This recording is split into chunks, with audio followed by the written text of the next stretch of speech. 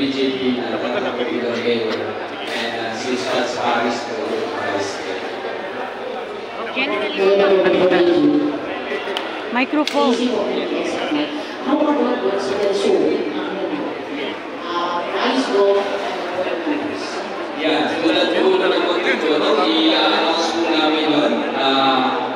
Tulad din sinabi ko, yung filing community po from October 1 to 8. So malalaman din po natin kung sino po yung complete slate po ng Manila Surprise.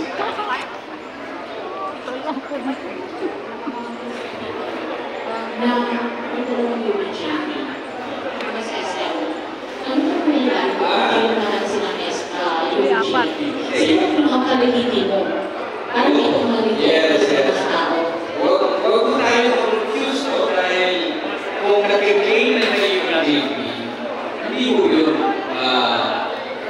genuine, di ba? So hindi po sila official. So lahat po na nakita mo ngayon, yun po yung official na tama ko. So ibig sabihin, sa municipality ko SM, Sultan Mascula, si Congress Mayor Lopang po ang ating kandidato for mayor.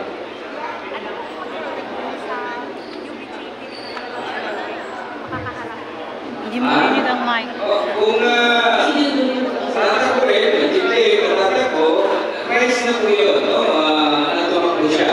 Wala naman pong pipipig sa kanya na tumakbo kung sakaling pero. But officially, ang kandidato po ng BBJP ay si Lopang. Yes, sir. Leader.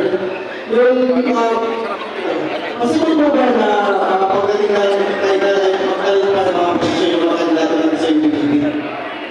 Possible pa sila pagdating sa ganyan? Lahat naman yan, possibility. Hanggang hindi natatapos yung filing ng candidacy sa October 8. But sa ngayon, ito na po yung official na kandidato ng UBJP. Lahat po na nakita.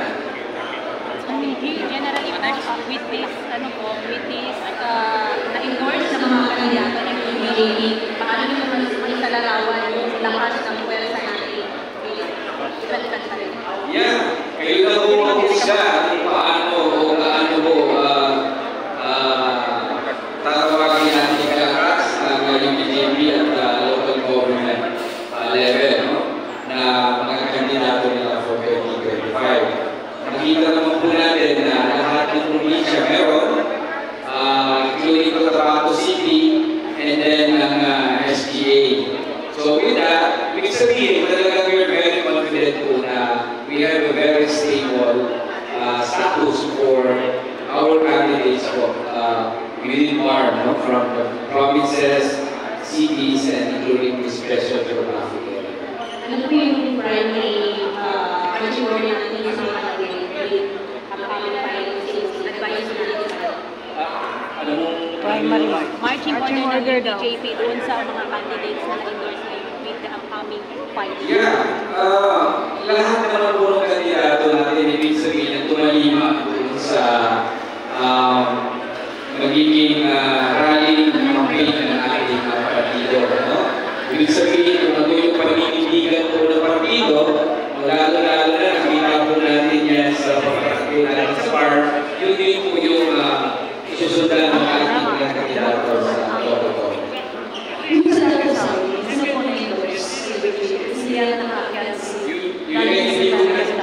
yun, kasi nabantayan yung kaya pinipilan ko dahil tinanong ko kanina, ilan ba ang municipality ng NPS? So nasa 24 yung wala 24. So yun yung bilang kung ilan yung napakagad natin. But rest assured, magpapalabas ko kayo ng complete list of candidates for province, cities, municipalities, including the special geography. Ibig sabihin lahat ng posisyon, meron kayo. Yes po, ipapalabas po namin yan officially, no? Ang complete line-up po namin, complete state po ng local government units candidates po ng UBJP. Sige po, Carl. Sir, ano naman natin sa Dagusan Palawan? Yeah, napansin nyo, no? Ibig sabihin, tulad ng ibang munisipyo na wala pa,